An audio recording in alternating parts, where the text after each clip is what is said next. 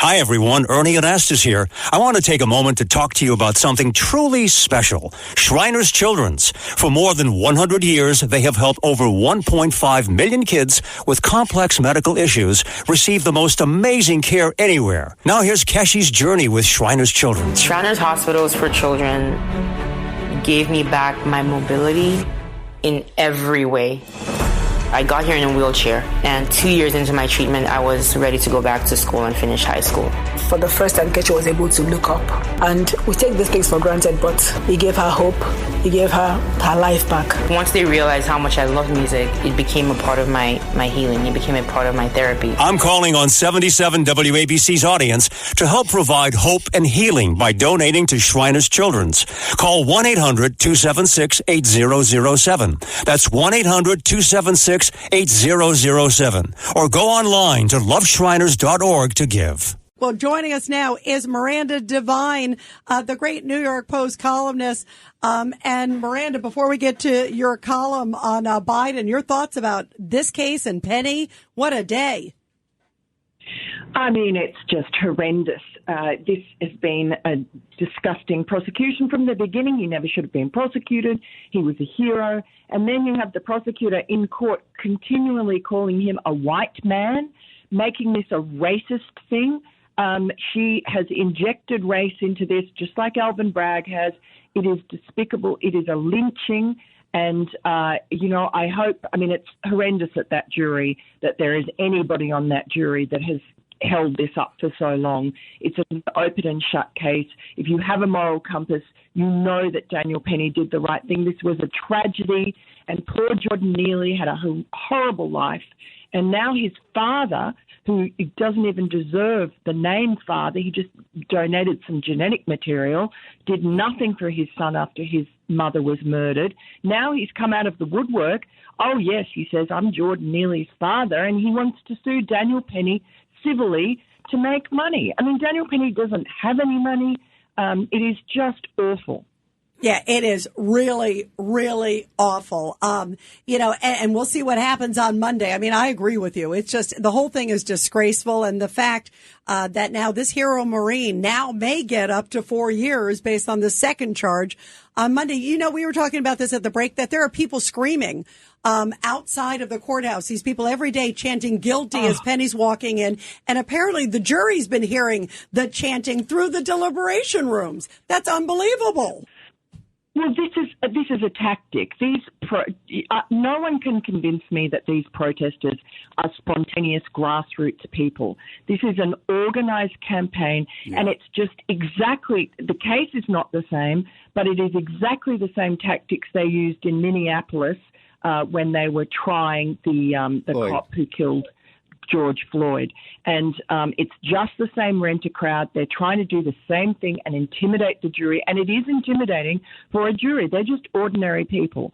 But they are ordinary New Yorkers who have to catch the subway. They've probably caught the subway into the court every day, and they know what it has descended into. There's a video at the moment on social media of a homeless man lying full length on the seats in the subway car, and he's just urinating on the floor. He's deliberately urinating on the floor. He's just too lazy to get up or too drug affected. That's what we have to put up with. That's what New Yorkers are putting up with. It's costing a fortune to run a subway that most of us are too frightened, certainly women, too frightened to use unless they absolutely have to. And it used to be such a great service. And now what is the governor doing, Kathy Hochul? She's trying to force New Yorkers to use the subway that is unsafe and putrid by imposing this congestion tax. Yeah, absolutely. It's disgraceful. It's scary as heck. Before we let you go, Miranda, you had a great column about the Democrats basically were suckered by President Joe Biden. Tell us about that, because I think a lot of us agree with that one. Well, look, all the way through, he's been a con artist, but now you have this situation with pardoning Hunter after he lied continually and said, oh, no, I won't pardon him. At least a dozen times we have him or Karine Jean-Pierre promising us, including after the election. And then he pardons him and gives him a retrospective pardon back 11 years, exactly 11 years. to cover himself. And so all these Democrats who swore blind that Joe Biden believed in the rule of law and was such an honest, upstanding man, that here is an example of how wonderful he is, that he would never do such a thing as pardon his son, they are all left with egg on their face, and they are embarrassed.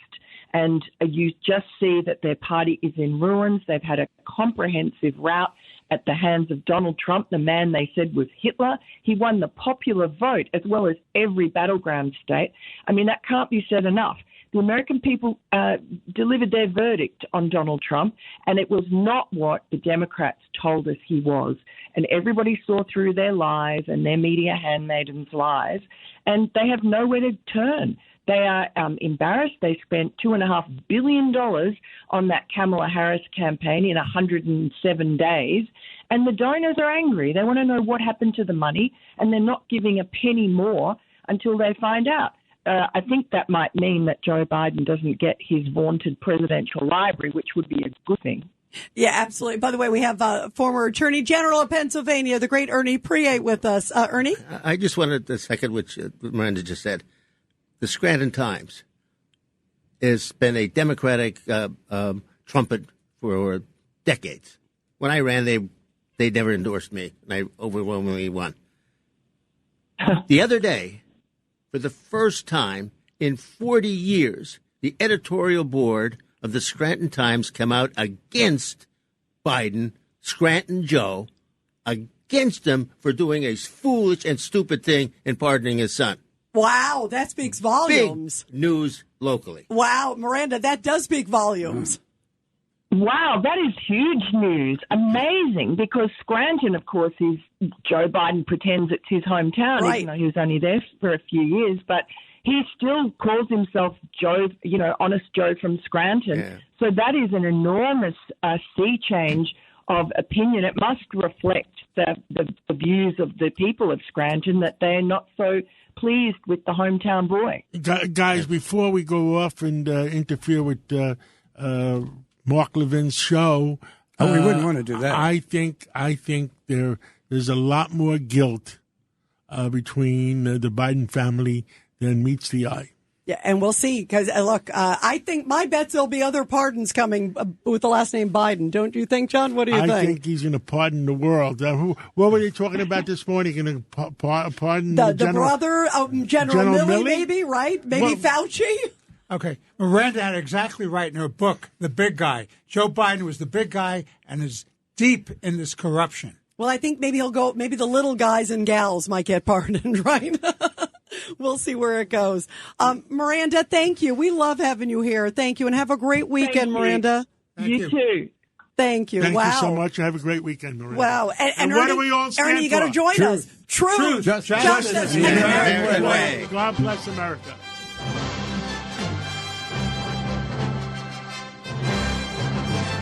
Attention everyone! Wayfair's Black Friday preview sale is here early. Right now, get up to 70% off everything you need for the season ahead. Save on furniture and bedding, cookware and holiday decor, and tons more. Now's the time to score big on finds to feast, get festive, and get comfortable all season long. Plus, enjoy fast and easy shipping with delivery in time for the holidays. Save up to 70% off early Black Friday deals. Shop now at Wayfair.com. Wayfair, every style, every home.